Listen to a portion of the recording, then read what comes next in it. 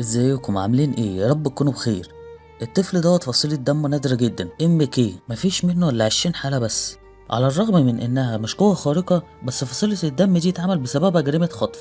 وابو الطفل كان بيحاول يلاقي دليل بطريقة البحث في الحلم، عاوز ينقذ طفله اللي مات من 3 سنين عن طريق عالم الاحلام. دول كانوا اب وابن سعداء جدا، وعلى الرغم ان والدته توفت وهو صغير جدا، بس كان ابوه بيحبه جدا. بي عنده اسلوبه في شغله وصحفي امين جدا، بينشر دايما اخبار عن الجانب الاسود لكبار الدولة، فمسك عليهم كتير. مش بس كده، كان عنده ابن مطيع وبيحبه جدا، وكان سببه الوحيد للحياة.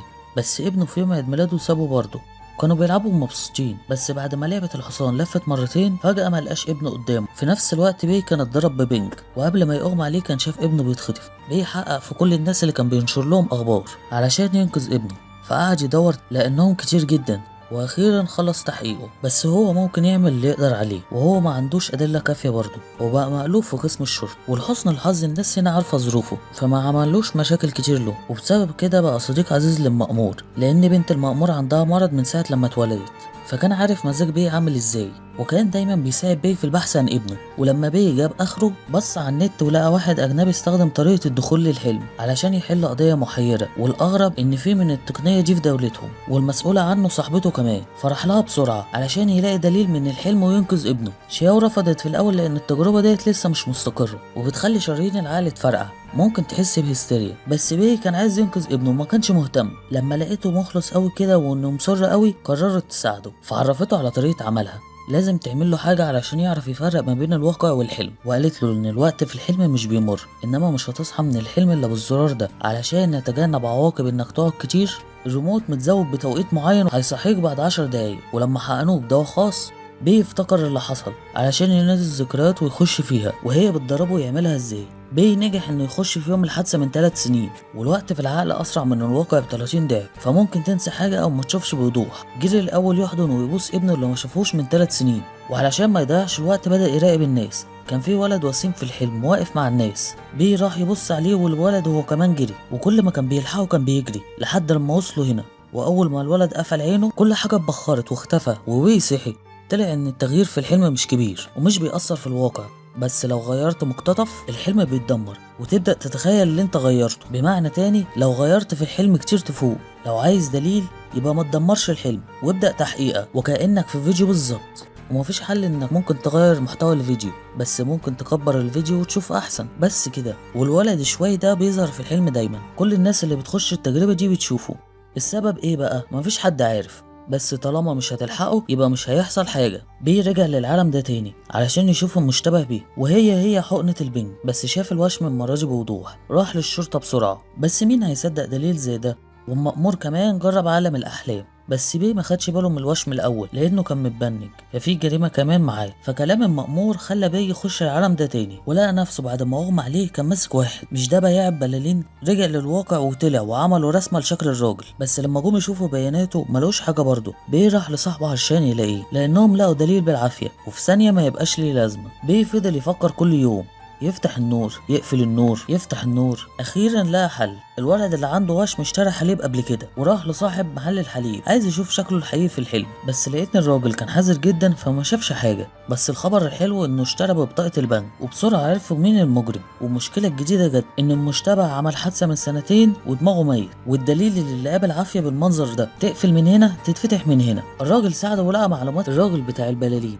بيه راح له بسرعه، بس بتاع البلالين قال له ان ابنه اتقتل من صاحب الوشم من سنتين، ولسه ما لحقوش يحققوا معاه لو انتحر، والدليلين اللي جم بالعافيه اتقطعوا تاني.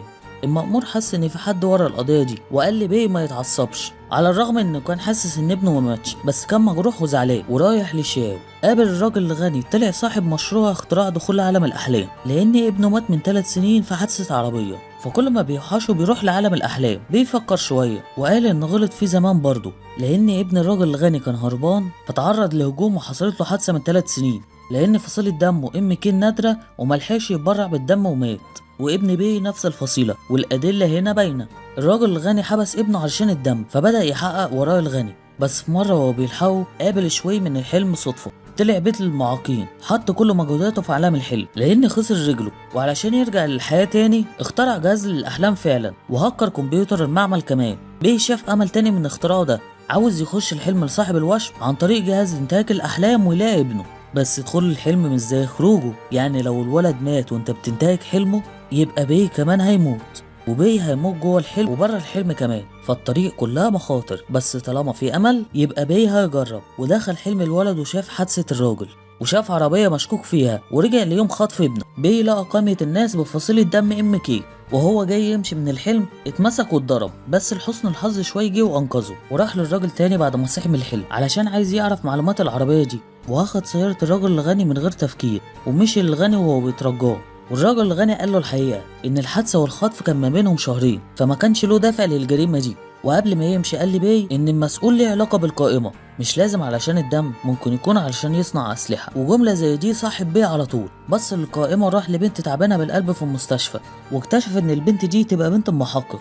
وفي الوقت ده كان في نتيجه لتحقيقه ان اللي كان سايق العربيه هو المأمور. واخيرا عرف الحقيقه وخارج ينطلق بقى، بس اتمسك من المأمور. المأمور ما خباش عليه وقال له كل حاجه، وهدفه كان واضح جدا انه مش عايز بنته تموت.